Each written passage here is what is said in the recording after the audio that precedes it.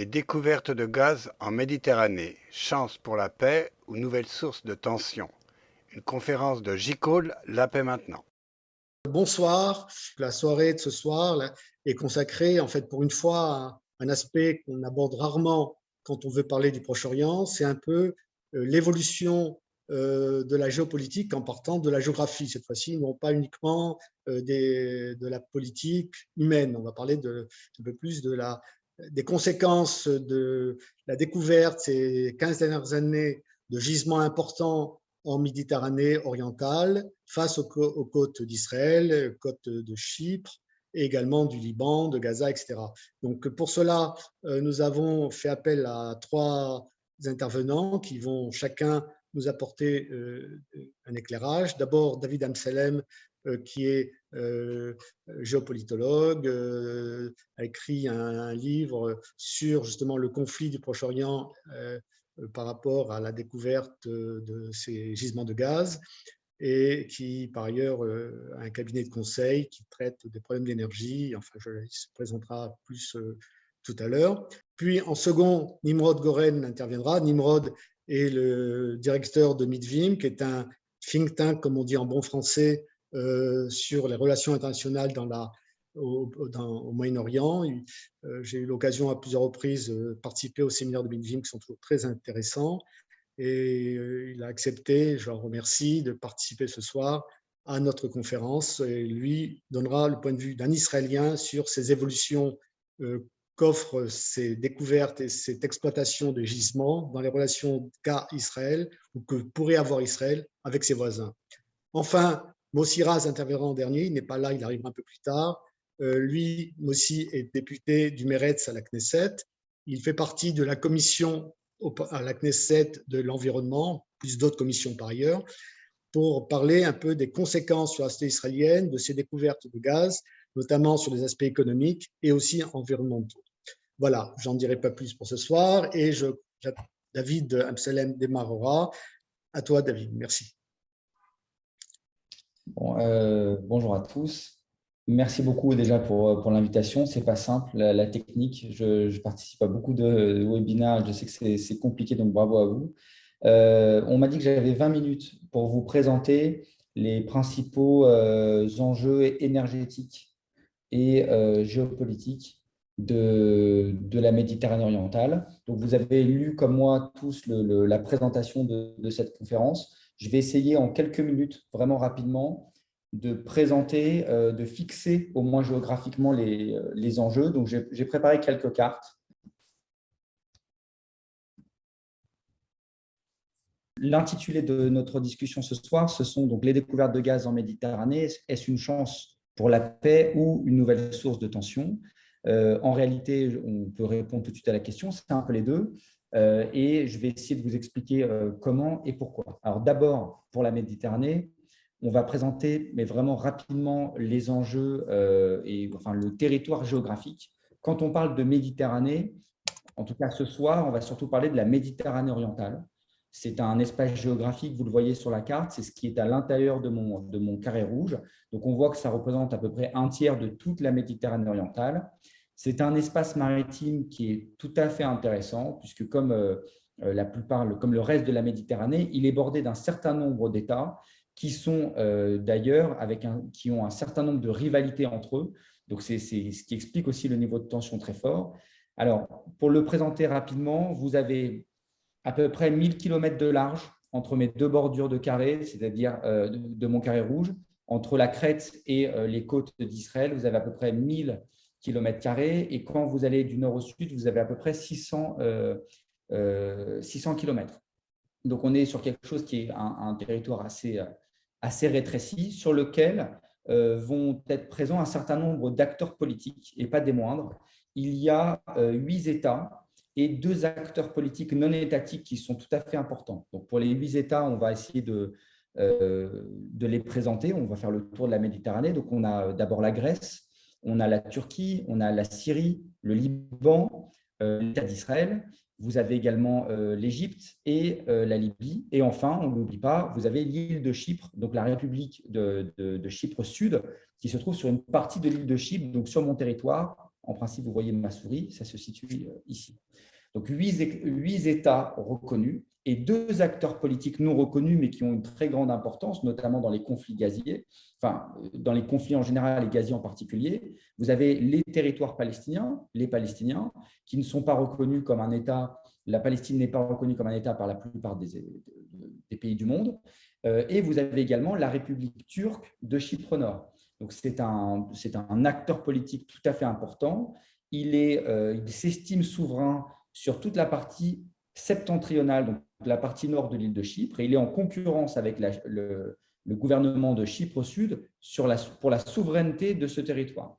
Donc, on a une dizaine d'acteurs qui se partagent ce grand espace, qui rentrent en rivalité. Ça, c'est la première chose qu'on peut expliquer sur la Méditerranée orientale. La deuxième chose qui est tout à fait intéressante, et je pense que c'est bien de le dire en introduction de cette soirée, c'est que pendant des décennies, la Méditerranée orientale n'a pas fait l'objet de rivalités géopolitiques en soi. Il y a eu énormément de rivalités dans les territoires qui ont bordé la Méditerranée orientale, mais pendant des décennies, jusqu'au début des années 2000, les États ne se sont pas affrontés sur ce territoire pour se l'accaparer. Et c'est quelque chose qui est tout à fait intéressant, c'est-à-dire qu'il y a eu des conflits, il y a eu de la rivalité, mais jamais pour s'approprier le territoire maritime. Et donc, il y a eu une forme de désintérêt assez majeur des États riverains vis-à-vis de leur espace maritime, ce qui n'est plus du tout le cas aujourd'hui. Et ça, on peut l'expliquer par 2 raisons, je le dis rapidement.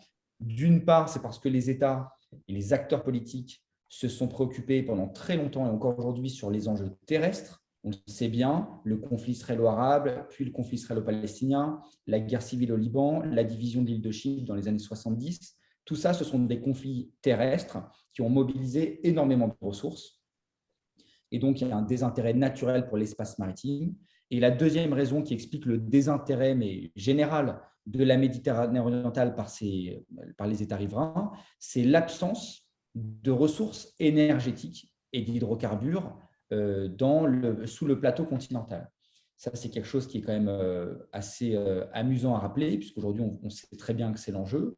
Mais pendant longtemps, personne n'a foré, ou pratiquement personne n'a foré le territoire maritime, leur territoire maritime, et donc personne n'a jamais rien découvert ou rien découvert de très significatif. Je vous montre une deuxième carte qui s'intitule « L'absence de délimitation maritime » et je l'ai datée à 2002. Ça, ce que vous voyez là, c'est l'état des délimitations maritimes en Méditerranée orientale jusqu'en 2002, donc pendant toute la durée du XXe siècle. Tout le XXe siècle, c'était comme ça. Ce que vous voyez en noir, mes pointillés qui traversent la mer en noir, ce sont les lignes d'équidistance fictives. C'est-à-dire que, faute d'accord entre 2 États, les États vont essayer de délimiter une zone, une frontière qu'ils estiment être la plus juste en fonction des calculs qui sont appliqués par la Convention de Montego Bay de 1982. Je ne rentre pas dans les détails, mais en gros, ce que vous voyez là, ce sont des frontières non reconnues, acceptées tacitement, mais elles n'ont aucune valeur légale, entre guillemets, parce qu'elles sont reconnues par personne. Donc, voilà à quoi ressemblait la Méditerranée orientale, donc désintérêt général, donc aucun intérêt pour les pays de délimiter leur espace maritime. J'aborde le premier grand volet de ma présentation, qui est en fait de présenter les découvertes de gaz, puisque évidemment, toute cette situation-là va évoluer, va changer avec les découvertes de gaz en Méditerranée.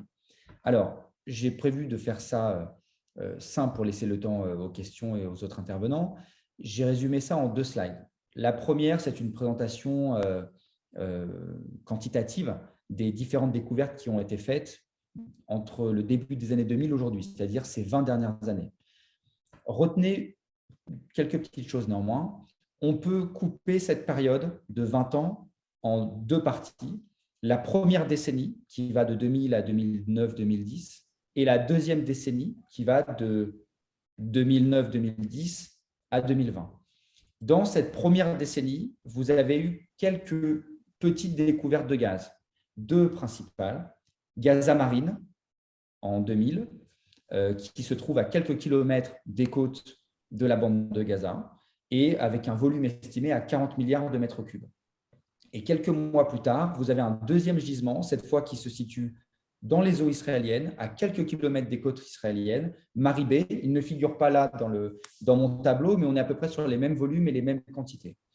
À partir de là, il y a comme une prise de conscience chez les États riverains, en particulier chez les Palestiniens, chez les Israéliens, que la Méditerranée orientale devient un territoire intéressant d'un point de vue énergétique. En parallèle, vous avez l'Égypte, qui a déjà d'importantes réserves de gaz sur son territoire, qui va commencer également à explorer son territoire maritime. Et donc, ces États prennent conscience que la Méditerranée orientale, cet espace maritime, a une valeur énergétique et donc ils vont commencer à se l'approprier. La première délimitation maritime officielle va avoir lieu quelques mois plus tard, en 2003, entre Chypre et l'Égypte. Ces deux pays-là discutent, négocient, parviennent à un accord pour délimiter leurs frontières maritimes. Chypre va continuer à délimiter ses frontières, on va y revenir, mais en 2007, elle signe un autre accord de délimitation maritime avec le Liban. Alors, ils ont signé cet accord, le Liban ne l'a pas ratifié à l'époque, on y reviendra, vous verrez, mais c'est tout à fait important.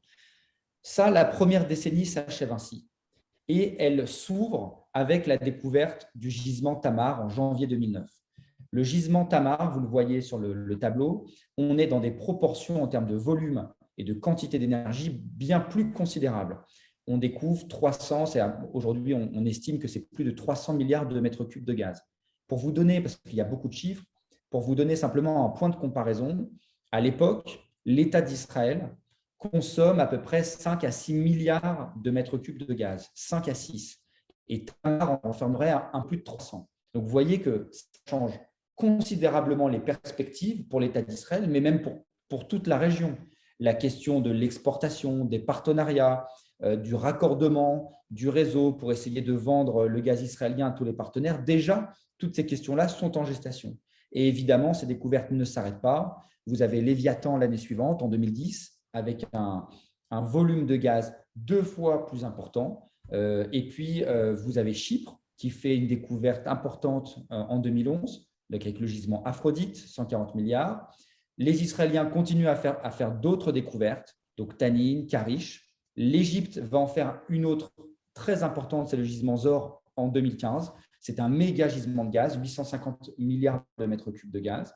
Et au large de Chypre, d'autres petits gisements vont être découverts. Donc là, je vous ai montré, vous avez résumé les principaux volumes et dates de découverte. Ce qui va nous intéresser, nous, maintenant, c'est la cartographie de ces gisements. Vous le voyez, donc c'est une carte que j'ai reprise. Le gisement Léviathan, il est là. Le gisement Tamar est ici. Là, vous avez Tanin. Et là, vous avez le petit gisement Karish, Aphrodite. Et donc là, vous avez le gisement Aphrodite, chypriote. Et donc le gisement Zohr, qui est le gisement égyptien. Gazamarine se trouve ici. Le hasard a mal fait les choses, puisque les principaux gisements de gaz qui ont été découverts se trouvent aux confins de cette Méditerranée orientale, en fait, en son centre et en son cœur géographique, ce qui fait que des questions de délimitation maritime vont se poser. Alors, elles ont été très vite réglées entre Israël et Chypre en 2010 avec un accord maritime, mais des discussions sont encore en cours sur l'exploitation potentielle en commun du gisement Aphrodite qui pourrait déborder dans les eaux israéliennes. Mais le principal problème qui démarre dès 2009-2010 et qui continue encore aujourd'hui, c'est le conflit avec le Liban. Donc, vous voyez, j'essaie d'aller vite, donc j'aborde maintenant la dernière partie de ma présentation. Alors, je vais m'étendre un peu plus sur ce conflit israélo-libanais qui est tout à fait intéressant parce que pendant des années, il démarre en 2010 et pendant des années, il a été complètement gelé. Et depuis 1 an ou 2, il redevient un vrai sujet d'actualité avec la participation active des Américains. Alors, on refait un petit peu d'histoire. Vous vous souvenez, en 2007, les Chypriotes ont signé un accord de délimitation maritime avec le Liban. Le Liban a signé cet accord-là, mais ne l'a pas ratifié par son Parlement.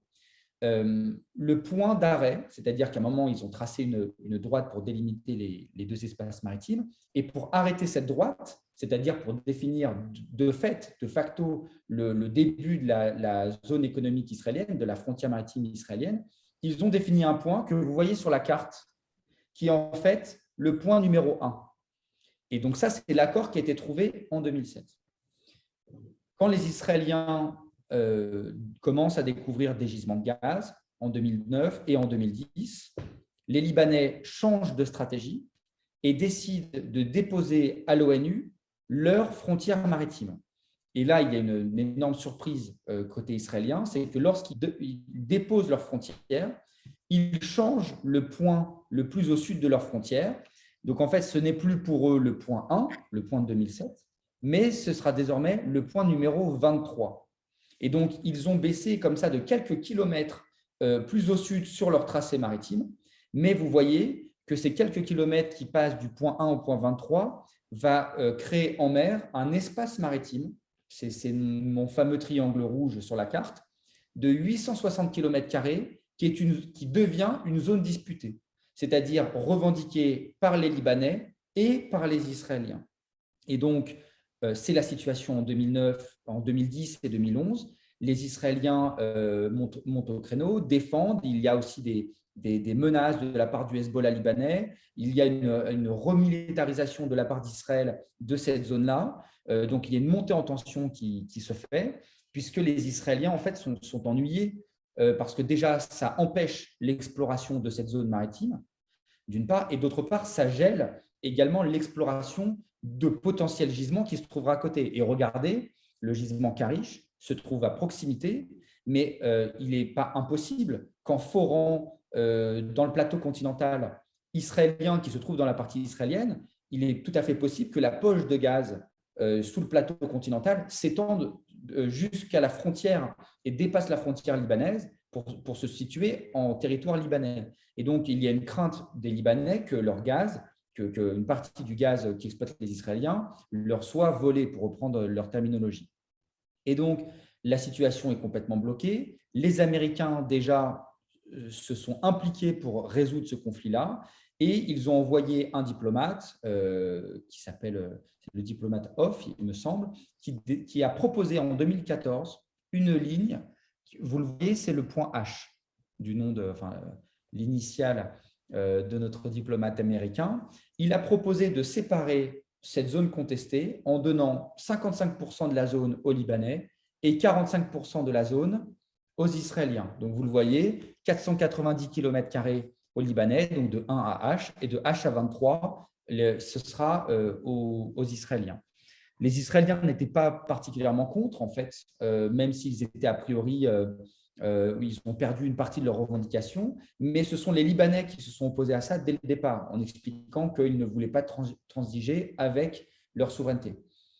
Depuis 2014, la ligne off ne sert plus, est gelée, personne n'a accepté et plus personne n'a parlé de ces négociations. Jusqu'en 2020, et c'est là où ça devient tout à fait intéressant. En 2020, les Libanais décident de reprendre les négociations de manière tout à fait inédite avec des rencontres indirectes au Liban, au point de contact au poste des casques bleus à la frontière entre Israël et le Liban, pour des négociations quasi directes entre Israéliens et Libanais. C'est assez inédit puisqu'il faut le rappeler, le Liban et Israël sont encore en état de guerre officiellement, donc depuis 1948-1949. Donc les négociations démarrent. Les journalistes ont bien couvert l'événement, mais quelque chose a dérapé assez vite. C'est que les Libanais sont arrivés au moment de ces négociations avec de nouvelles revendications beaucoup plus maximalistes. Et vous le voyez sur ma carte, c'est le point 29.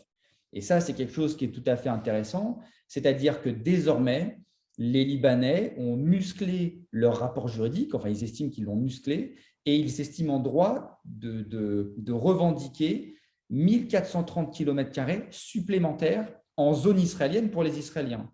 C'est-à-dire qu'au total, les Libanais ne réclament plus la zone rouge, c'est-à-dire 860, mais ils réclament la zone rouge, 860, plus la zone bleue, 1400 et quelques, c'est-à-dire plus de un peu moins de 2500 km² en mer.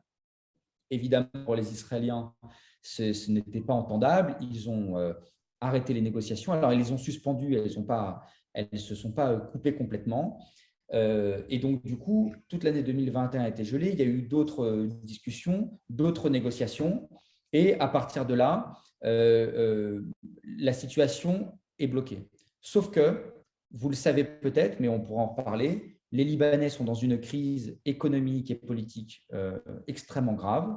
Et pour eux, l'exploitation d'une ressource énergétique peut être une véritable solution et donc ils ont besoin de négocier. Ce qui explique pourquoi il y a le nouvel envoyé, Hochstein, il me semble, je prononce mal son nom, diplomate américain, qui essaye de trouver un nouveau compromis, mais déjà les Libanais ont expliqué qu'ils n'avaient pas l'air, en tout cas officiellement, qu'ils ne souhaitaient pas transiger sur leurs revendications maximalistes. Je termine. Je vous montre une autre carte qui a été, qui a été publiée par la presse libanaise. Vous le voyez, c'est exactement ce que je viens de vous montrer à l'instant, le point 1, âge 23-29. La seule différence, c'est que la presse libanaise a cartographié un potentiel gisement de gaz. Vous le voyez, Cana, c'est celui-ci, qui en fait déborderait toute la zone contestée. Et certains négociateurs, diplomates estiment que les Libanais, s'ils réclament autant, c'est précisément pour avoir l'intégralité de l'exploitation de ce gisement.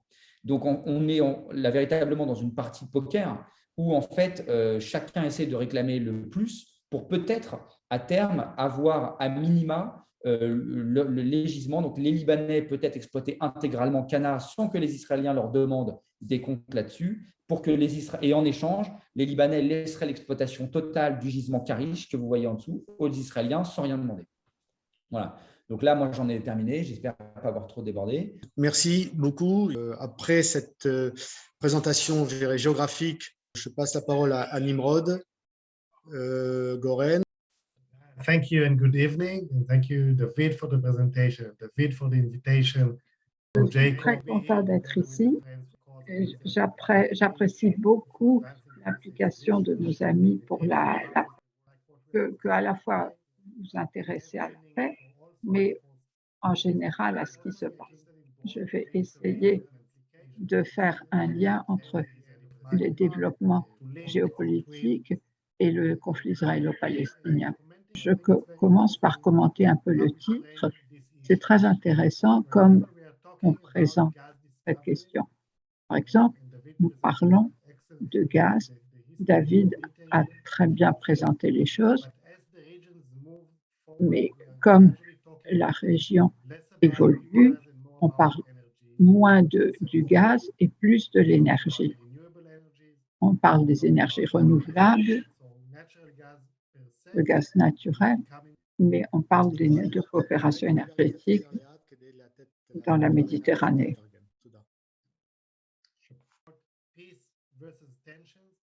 La question, c'est la paix par rapport à la tension. Et c'est intéressant de voir dans la Méditerranée que nous avons un grand spectre de diplomatie. Nous avons des relations qui émergent entre Israël et les autres pays. L'importance que ça a pour la Méditerranée, pour la politique étrangère d'Israël.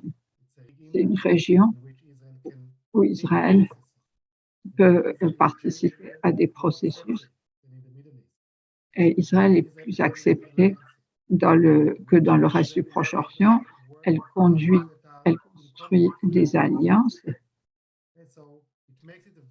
et donc c'est une composante très importante de la politique étrangère d'Israël et c'est un phénomène relativement nouveau.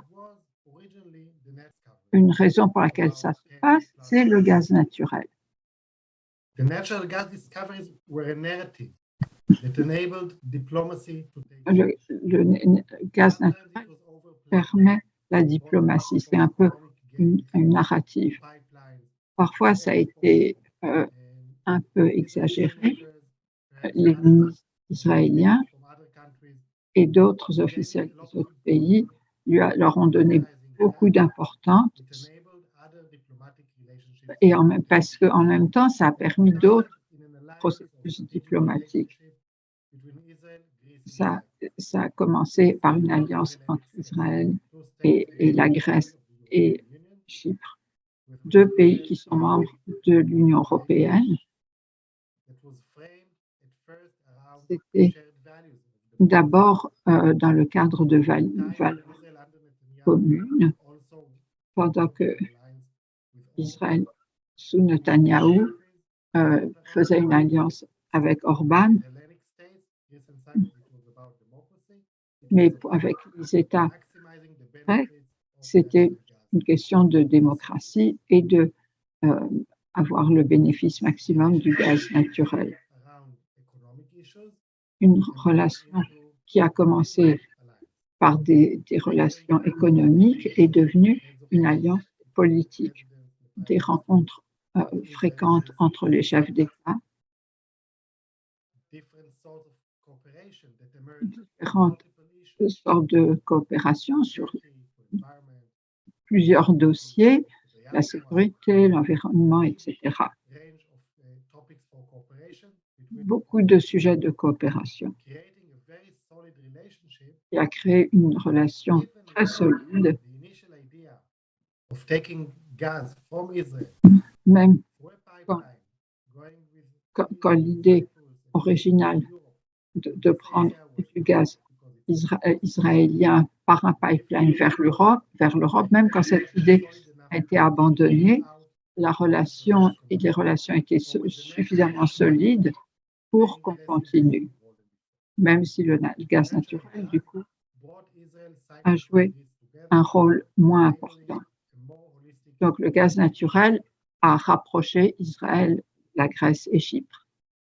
The natural gas discoveries also helped bring Israel and Egypt closer. La découverte de gaz naturel a aussi rapproché Israël et l'Égypte. Ils avaient tout un tas d'accords d'exportation de l'Égypte vers Israël réciproquement, mais en principe, la coopération pour le gaz naturel a donné plus de visibilité à la coopération. Les ministres israéliens, surtout le ministre de l'Énergie, ont visité l'Égypte en public pour des conférences, des événements, des réunions, etc. C'était une nouvelle composante de la relation entre Égypte et Israël. Il y avait plus de visibilité de la relation entre Israël et l'Égypte, une relation qui a dépassé les questions de sécurité, plus les questions civiles et économiques. Donc, ça étend. Donc, nous espérons que cette relation pacifique avec l'Égypte va continuer longtemps.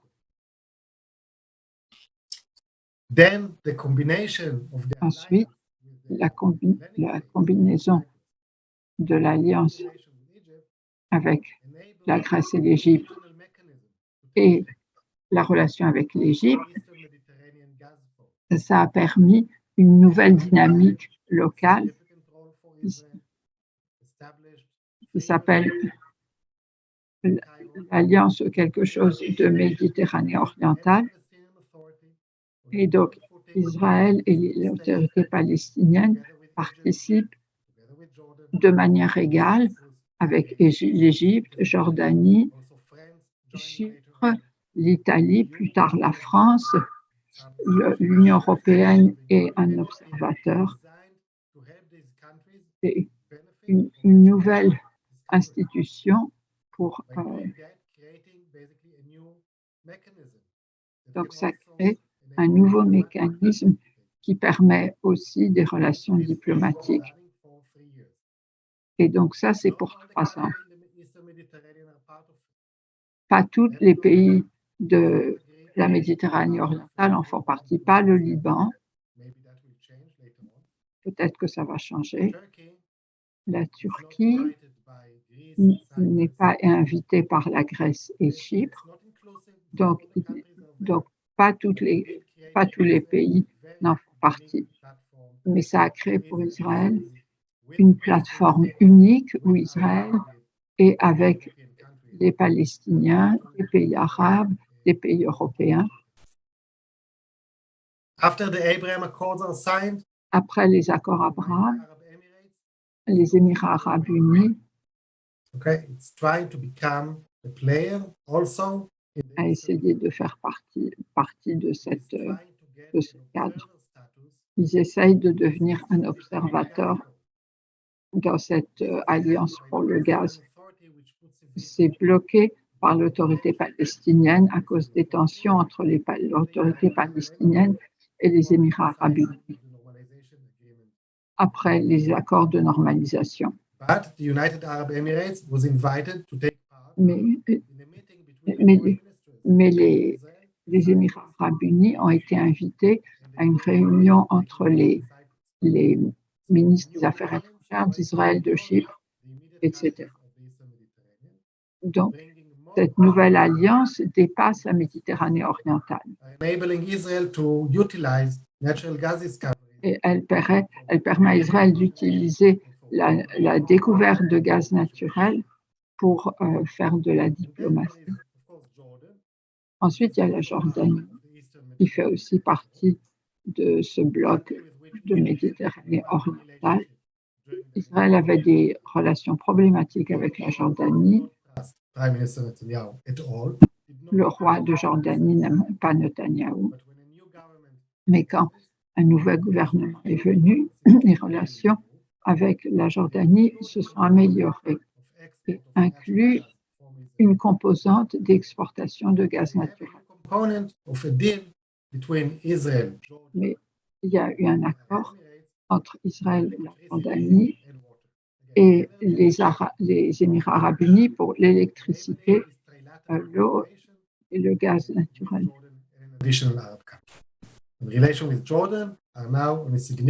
Et un autre acteur important, juste aujourd'hui, on a annoncé que Herzog, le président, va visiter Ankara. Les relations s'améliorent. Israël et la Turquie ont eu des tensions plus de 10 ans, mais ils ont signé un accord de possible coopération sur le gaz naturel, exportation de gaz d'Israël vers l'Europe. Ce n'est pas arrivé à cause des tensions, mais l'idée de coopération sur le gaz naturel était un cadre qui a rendu la réconciliation beaucoup plus facile. Et les deux pays discutent maintenant pour améliorer les relations. Un des points, c'est la coopération sur l'énergie.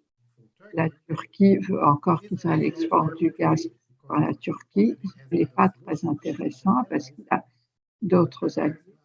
Mais peut-être que sur d'autres questions d'énergie, de coopération d'énergie, les choses vont avancer.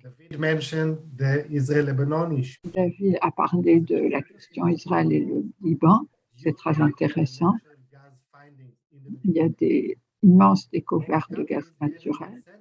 Les deux pays avaient été motivés, avaient une raison de négocier. Israël et le Liban n'ont pas de négociations. La médiation de l'américaine est importante. Ils essayent de pousser à des négociations le mois prochain. Ce n'est pas encore sûr si ça va se passer, mais il y a des progrès. Il y a une dynamique positive.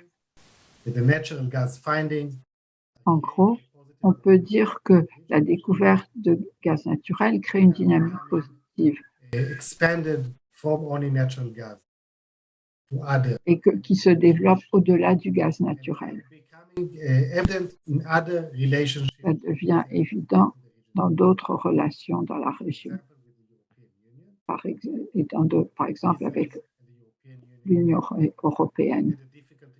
Israël et l'Union européenne avaient une relation difficile sous Netanyahou. Avec le gaz naturel, il y a eu un langage commun. L'Union européenne veut bien financer des études de faisabilité pour ce pipeline dont on a parlé. Donc, un point positif après des années difficiles. Nous voyons des développements dans la Méditerranée qui ne sont pas forcément reliés au gaz naturel et à l'énergie. On peut mentionner les relations entre Israël et le Maroc qui ont été normalisées et qui émergent. Coopération Israël en Méditerranée, aussi en Méditerranée occidentale, ça donne des nouvelles possibilités pour Israël. Il va y avoir une conférence sur l'énergie en Égypte plus tard cette année.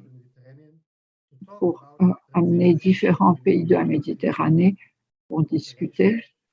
Again, a positive agenda. Donc, un agenda positif. Et on voit qu'Israël participe plus dans les discussions régionales. Ils ont un statut d'observateur, Israël est observateur dans l'Union africaine. Donc, des nouveaux horizons s'ouvrent à Israël dans la Méditerranée. Et en grande partie, c'est à cause de ces découvertes d'énergie et de faire la diplomatie intelligente pour en faire un capital diplomatique. Et donc, la diplomatie israélienne le fait de mieux en mieux, tourner ça en un capital politique. Donc, pour nous qui soutenons la paix entre Israël et les Palestiniens, le défi est d'utiliser cette situation pour améliorer la situation entre Israël et les Palestiniens. En partie, le champ de gaz près de Gaza, comment on le développe, comment faire ça avec l'autorité palestinienne. Et il y a aussi la question de rendre Gaza accessible, l'énergie, l'eau, peut-être un port. Donc, la coopération dans la Méditerranée pourra aussi servir la cause de la paix, et c'est ça que nous devons viser pour le futur. J'espère que la traduction s'est bien passée. Moi aussi, je l'espère. Merci beaucoup. I will be glad to answer any question. Thank you, Nimrod. Thank you, Marina. Je vais maintenant poser quelques questions. Alors, d'abord à David Amsalem, des questions qui sont liées aux négociations possibles entre les États riverains sur ces gisements. En cas de conflit entre, mettons, le Liban et Israël, prenons cet exemple, quels sont les mécanismes d'arbitrage qui peuvent exister en dehors de l'intervention américaine qui est en cours actuellement? Est-ce qu'il y a, je dirais, sur le plan international, des règles qui permettent de définir exactement quand il y a des conflits de ce type, comment trouver une solution? Ensuite, est-ce qu'il peut y avoir des coopérations qui peuvent se monter entre différents pays pour l'exploitation d'un même gisement? Est-ce que ça s'est fait par ailleurs? Parce que quand le gisement est à la frontière entre deux territoires, comment c'est géré? Et enfin, également, une question, je dirais, plus liée à la situation économique en Europe. Comme on le sait maintenant, avec les problématiques que nous connaissons de réchauffement climatique, il y a la volonté de s'éloigner de l'énergie fossile, et notamment du gaz, qui est une énergie fossile. Est-ce que l'exploitation de ces gisements n'arrive pas trop tard dans le contexte dans lequel nous sommes par rapport à l'économie verte? Voilà, 3 questions à la fois liées aux négociations possibles et comment y remédier, et puis la problématique de l'économie verte par rapport à l'énergie fossile. Pour vos 3 questions, est-ce qu'il existe des mécanismes de droit international pour encadrer les négociations actuelles entre Israël et le Liban? En théorie, oui. La convention de Montego Bay, qui est en fait la convention qui pose le droit international, le droit maritime international, qui a été signé en 1982, est censée fournir tout un arsenal de méthodes, de concepts juridiques pour aider les États à bien délimiter leurs frontières. Et cette convention-là prévoit qu'en cas de litige, il y aurait un tribunal international du droit de la mer qui, en fait, permettrait de trancher un litige et qui s'appliquerait pour les États qui font appel à ce tribunal. Le problème, c'est que les Israéliens n'ont pas adhéré à la convention de Montego Bay. Donc, ils ne reconnaissent pas la compétence de ce tribunal. Pour ces raisons-là, il n'y a pas de discussion directe qui se font. Et donc, c'est pour ça qu'ils passent par une discussion indirecte avec un médiateur. Mais le tribunal international droit de la mer a fonctionné ailleurs dans notre conflit. Pour la deuxième question, l'accord, est-ce qu'il y a des accords pour l'exploitation commune? Oui.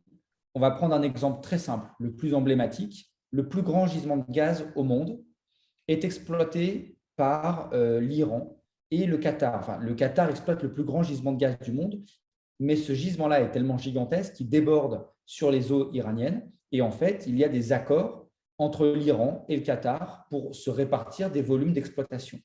Donc, c'est tout à fait possible. Et d'ailleurs, j'avais lu à l'époque l'accord de délimitation maritime entre Israël et Chypre, et il était prévu, justement dans cet accord-là, que des négociations, que des accords futurs interviendraient dans le cas où des gisements de gaz franchiraient la frontière et seraient à cheval entre la zone chypriote et la zone israélienne. Donc, c'est tout à fait possible. C'est simplement une question de volonté des acteurs. Et enfin, dernière question, parce que je vois que notre dernier intervenant est arrivé. Le gaz arrive-t-il trop tard? Pas du tout. Pas du tout. Il ne faut pas se leurrer sur les énergies renouvelables. Vous savez que dans sa très grande majorité, les États développés, ou dans leur quasi-totalité, les États développés utilisent encore massivement les énergies fossiles. Gaz et pétrole, on n'a pas encore trouvé des substituts à tout. Donc, le gaz, et en plus d'ailleurs, le gaz est considéré comme une énergie de transition entre l'énergie fossile sale, vraiment sale, entre guillemets, comme le charbon et le pétrole, pour aller vers les énergies renouvelables. C'est-à-dire que des trois énergies fossiles, charbon, gaz et pétrole, le gaz est celle qui émet le moins de CO2. Et donc, du coup, les États, et d'ailleurs on le voit partout dans les États développés, favorisent l'exploitation du gaz, et c'est exactement ce qu'a fait Israël depuis 15 ans. C'est-à-dire du moment où il y avait du gaz découvert, les Israéliens ont fait une transition de leur mix énergétique, de leur mix électrique, c'est-à-dire que jusqu'avant les années 2000, la production d'électricité en Israël ne se faisait qu'avec du pétrole ou du charbon, extrêmement polluant. Et depuis les années 2000, il y a une transition électrique qui se fait pour essayer de changer le ratio énergétique. Et donc aujourd'hui, vous avez 80% du gaz israélien, de l'électricité israélienne qui est produit avec du gaz. Donc on voit que ce n'est pas du tout trop tard. Et d'ailleurs, il y a aussi, rappelons-le, un intérêt de l'Union européenne pour financer des projets à l'époque d'exportation du gaz. Donc, les énergies fossiles et le gaz en particulier ont encore de beaux jours devant eux, puisqu'on ne peut pas les remplacer. On n'a pas les capacités pour faire tourner une économie, en particulier l'économie israélienne, mais pas seulement, avec des énergies renouvelables.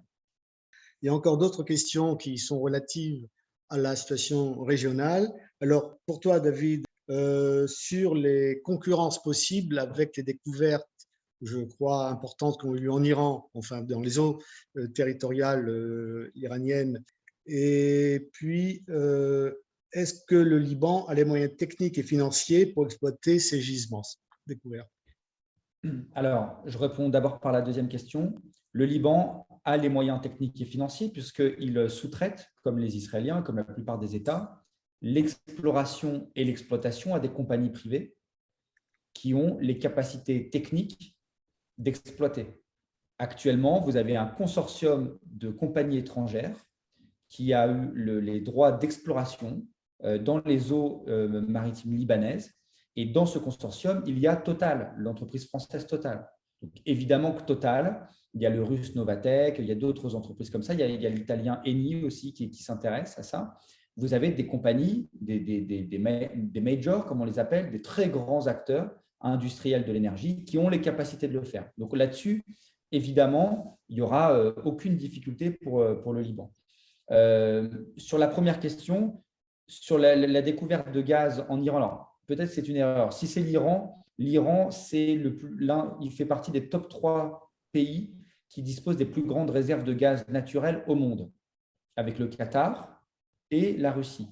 Donc, si vous voulez, l'Iran, les découvertes de gaz en Méditerranée orientale, il faut bien le redire, ça représente 1% des réserves mondiales. Donc, c'est tout à fait marginal. La Méditerranée orientale ne concurrencera pas les géants mondiaux du gaz naturel. Mais ils peuvent déjà s'organiser au sein de la région. C'est ce que Nimrod expliquait très bien. Les accords potentiels avec l'Égypte, avec la Jordanie, des accords secrets avec le Liban, etc. Mais ça ne va pas aller au-delà. Maintenant, si la question c'était la découverte du gaz, du méga gisement égyptien, le gisement Zohr, alors là, oui, la question de la concurrence se pose. Puisque en plus, Nimrod expliquait tout à l'heure, les Israéliens vendent désormais du gaz à l'Égypte. Donc, ça peut concurrencer, évidemment. Vous avez deux grandes sources d'énergie, mais ça peut aussi être une occasion de se renforcer. C'est-à-dire qu'on peut envisager de l'investissement commun dans des infrastructures type liquéfaction de gaz pour exporter sur les marchés à l'international avec de très grandes quantités. C'est-à-dire qu'en gros, Israël seul, ce n'est pas assez intéressant en termes de volume d'énergie pour exporter, mais Israël plus Chypre plus Égypte, ça commence à faire un paquet de gaz naturel et donc il pourrait y avoir des investissements communs dans des infrastructures lourdes comme les usines de liquéfaction pour exporter sur les marchés internationaux, en particulier en Asie, qui sont friands, les pays asiatiques sont friands de gaz liquéfié. Donc, la découverte de gaz peut être une concurrence comme aussi une perspective, une opportunité qui va intéresser d'autres compagnies en disant bon, la Méditerranée orientale reste un endroit intéressant à investir, pas seulement Israël. Merci. Alors maintenant, à Nimrod, les découvertes de gisements dans les eaux maritimes de Gaza, est-ce que ça peut être un élément qui pourrait aider ou intervenir dans les négociations qui n'existent pas encore, mais dans d'éventuelles reprises de négociations avec les Palestiniens pour à la fois répondre à leurs besoins propres en tant que consommateurs de gaz et puis nécessiter d'avoir le soutien des Israéliens? Et puis la deuxième question pour Nimrod, est-ce qu'il ne vaut pas en fait demander aux Américains de ne pas trop se mêler parce qu'on a trop souvent vu ailleurs que les intentions américaines, je ne fais que transmettre une question, ce n'est pas forcément mon opinion, mais le fait que les Américains se soient mêlés dans des négociations n'a pas toujours contribué à leur réussite. Donc est-ce qu'il ne vaut pas mieux chercher d'autres intermédiaires internationaux ou autres, je ne sais pas. Thank you for the question. Merci pour la question. Je vais commencer par la deuxième question à propos des Américains, de la médiation américaine. Nous devons nous souvenir que maintenant, nous avons une administration américaine différente de ce que nous avions les 4 années précédentes. L'implication américaine maintenant pourrait être plus constructive que cette administration et pour les deux États, à la différence de la précédente. Et pour les relations entre Israël et le Liban, l'administration américaine est très impliquée à essayer d'amener les deux parties à un accord. Si nous essayons d'enlever l'intervention américaine, quand il s'agit d'intérêts économiques des compagnies américaines,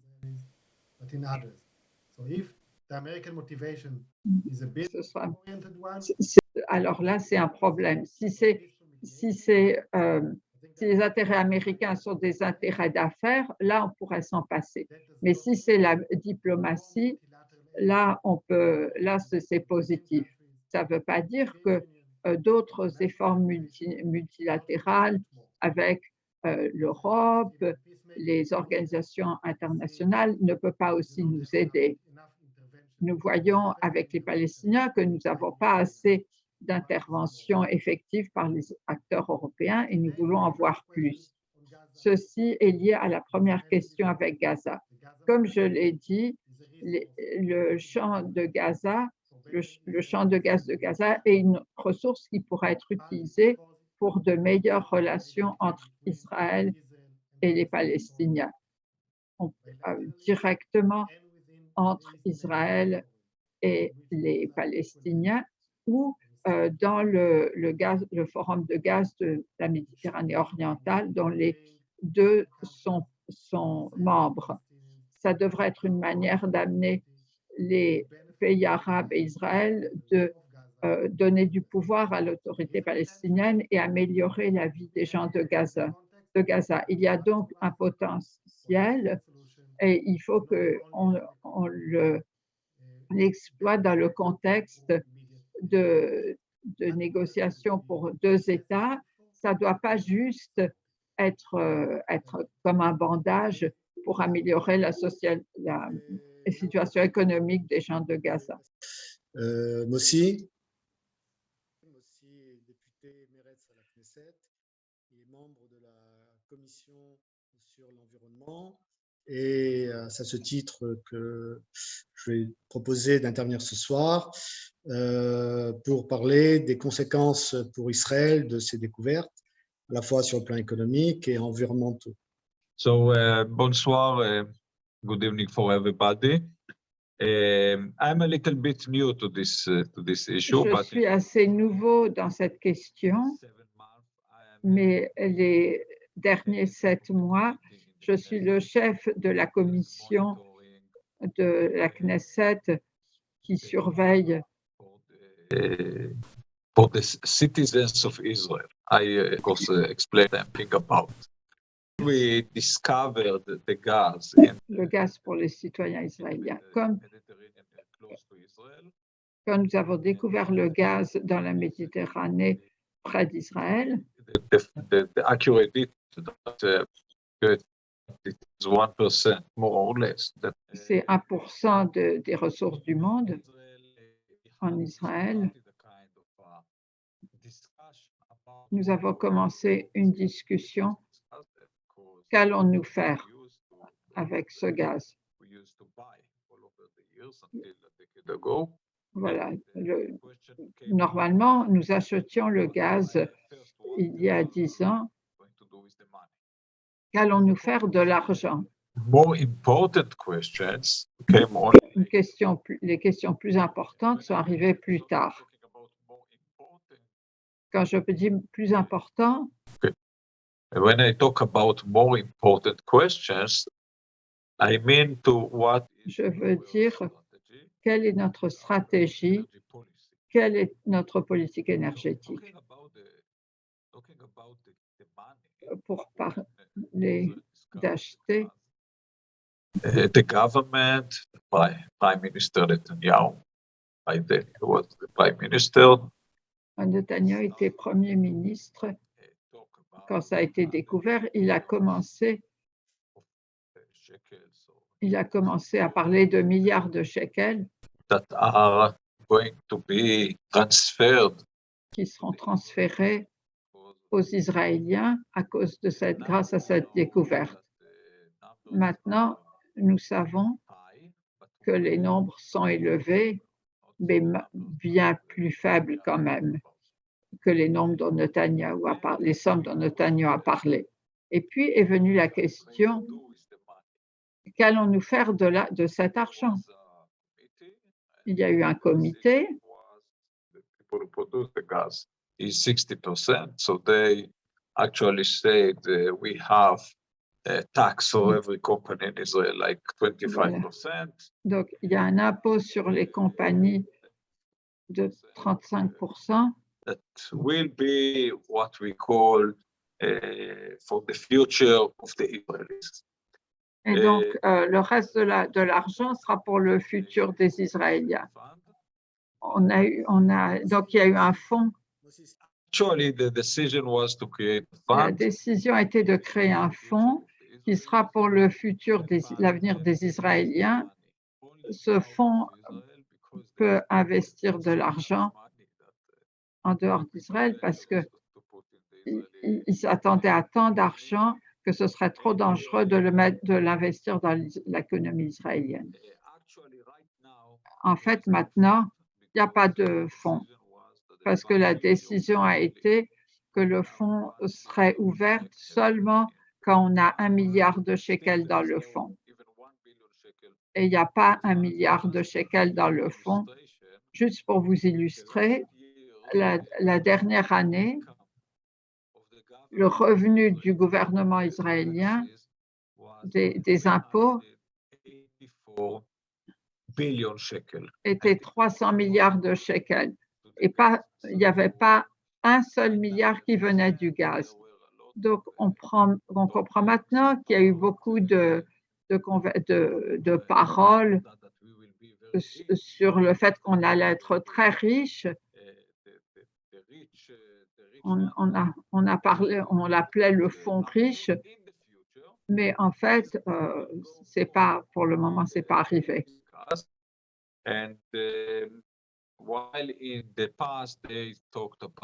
Donc, dans le passé,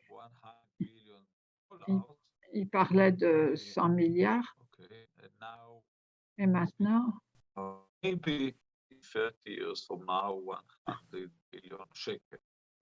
il parle de 100 millions de shekels, mais dans 30 ans. Donc, la question que nous n'avons pas discutée était la politique israélienne. Quelle est la meilleure façon de produire de l'énergie? À la différence de la France, nous n'avons pas d'énergie nucléaire. Je devrais peut-être dire, quand on a découvert le gaz, aujourd'hui, la situation est différente.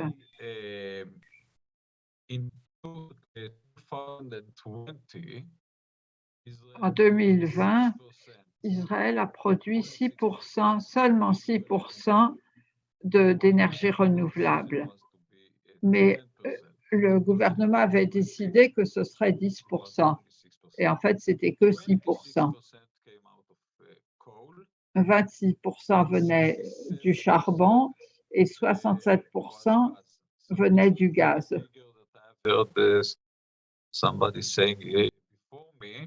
Donc, quelqu'un a dit avant moi,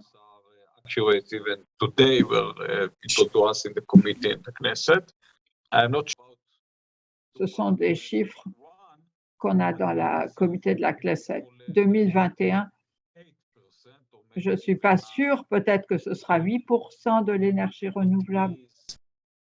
About 23%. Mais c'est à peu près 23% du gaz. Donc, il y a de moins en moins de charbon. Ah oui, pardon.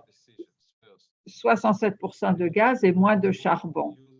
Le gouvernement veut éviter le charbon.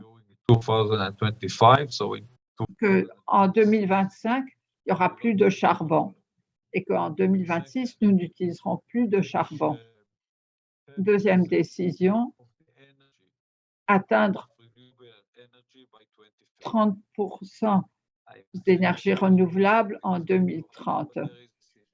Ils ne croient pas en fait que ça va vraiment se passer, mais on l'a décidé. From the year of 2026 will be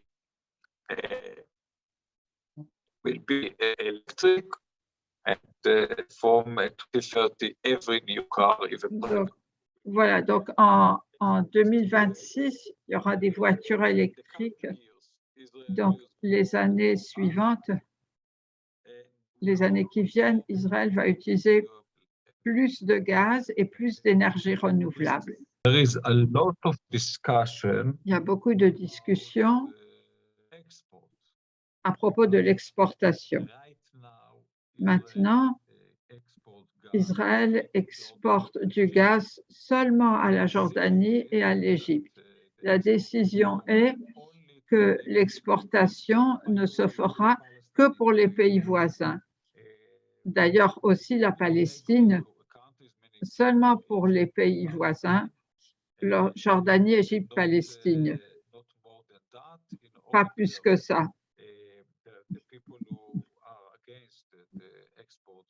Pour que les gens qui sont contre l'exportation disent nous ne devons pas donner à d'autres pays l'énergie qui pollue.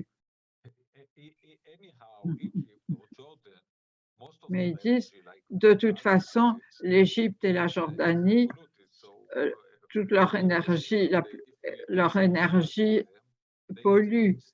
Donc, si nous leur exportons du gaz, ils vont l'utiliser à la place du charbon. Donc, c'est mieux. Et le fait qu'Israël fait des affaires dans un domaine si important comme l'énergie avec l'Égypte et la Jordanie, c'est très important et ça aide à stabiliser les relations entre Israël, la Jordanie et l'Égypte. The relations between Israel and Jordan and between Israel and Egypt. So this is from this point of view. Donc, de ce point de vue, c'est très important. Et je pense que la décision ne va pas changer dans les années qui viennent.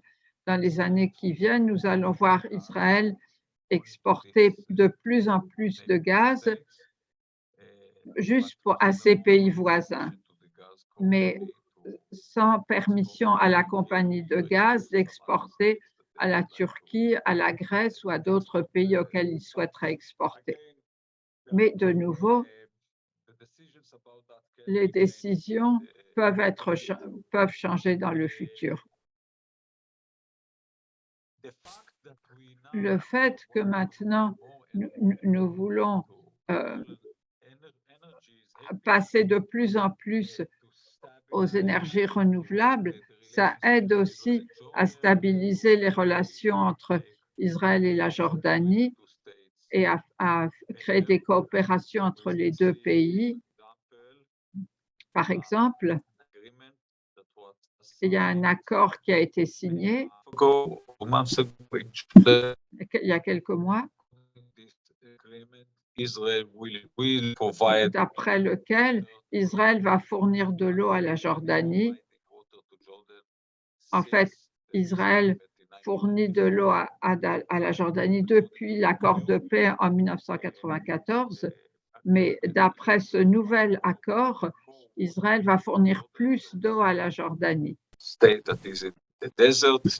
Jordanie est un État désertique, ils n'ont pas d'eau, enfin, en tout cas pas assez, et donc ils reçoivent de l'eau d'Israël. En échange, la Jordanie va créer de l'énergie solaire pour Israël, puisque Israël est très peuplé, un des États les plus peuplés du monde.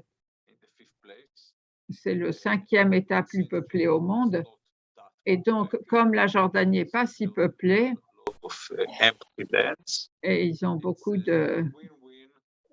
Donc, c'est quelque chose, un win-win, les deux pays en profitent.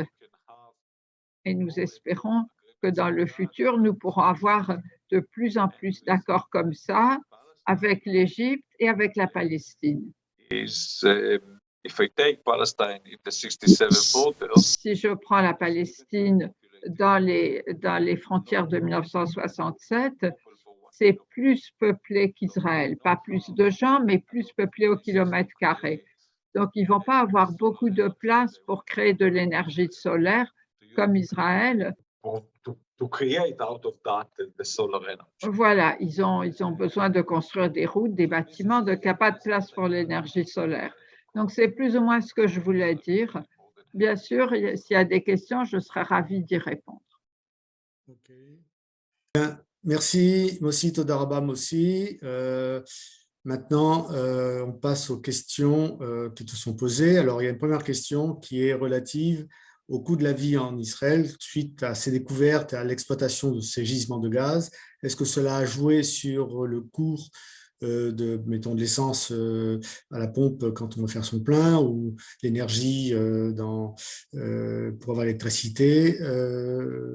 C'est une question qui est posée par déjà un de nos participants. Entre le gaz, le pétrole pour le transport, il faut faire la différence. Maintenant, nous utilisons le vieux système, nous n'avons pas de voiture électrique et donc nous n'utilisons pas le gaz pour les voitures, pour le transport. On l'achète pour les voitures, on l'achète à l'étranger. Le pétrole, on achète à l'étranger. Quand il y a une crise, ben, les prix augmentent. Quand les prix augmentent dans le monde, ils augmentent aussi en Israël. Pas dans les mêmes proportions, mais que nous voyons en Europe et en Amérique, parce que maintenant le shekel est très fort. Mais quand même, nous payons de plus en plus pour l'essence. Je dois dire que maintenant, le prix de l'essence est quand même 12% de moins qu'ils étaient en août 2011. Donc, c'est élevé, mais pas très élevé. Maintenant, si je parle du gaz pour l'électricité, dans ce cas, c'est du gaz israélien. Et donc, à la différence de la situation en Europe, je sais qu'en France, c'est différent à cause de l'énergie nucléaire.